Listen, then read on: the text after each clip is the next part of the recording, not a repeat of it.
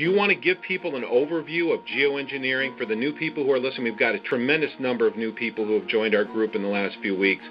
What is geoengineering all about for the new people a lot of new people who want to know what this is and why it's happening? Can you give us an introduction?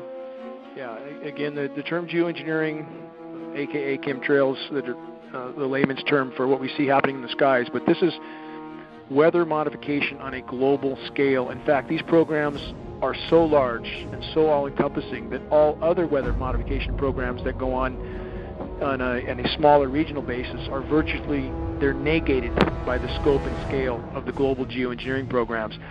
And these programs involve a number of aspects. You have the saturation of the atmosphere with various chemical and metal particulates. And there appear to be various purposes and objectives with this saturation.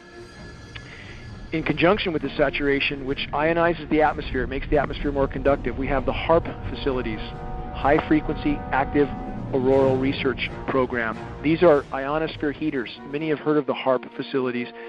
There's not just one or two or three. We believe there's at least 18 around the globe, possibly with 3 more being built in Antarctica right now. And once the atmosphere is saturated with these particulates, and then you add the ionosphere heaters, the entire weather system globally is virtually being thwarted. There is no natural weather at this point, and we really don't know what sort of climate conditions we would have necessarily if these programs were brought to a halt, and they desperately need to be brought to a halt because the saturation of the atmosphere is thwarting the hydrological cycle. It's totally disrupting the rain cycle. Again, we have the artificially nucleated snowstorms, which I just mentioned. You can't go from 100 degrees to snow in one day without a whole lot of help. This includes jet stream manipulation with the HAARP facilities, and we are not guessing at this. We have monitoring sources for this signal, and we can see where the signal is most intense, and that's what steers the jet stream. So then you add artificial ice nucleation, which is a chemical nucleation process. They can turn what should have been rain into snow and drop the temperatures of these storm systems by this artificial chemical nucleation. This isn't sci-fi, this is hard science fact.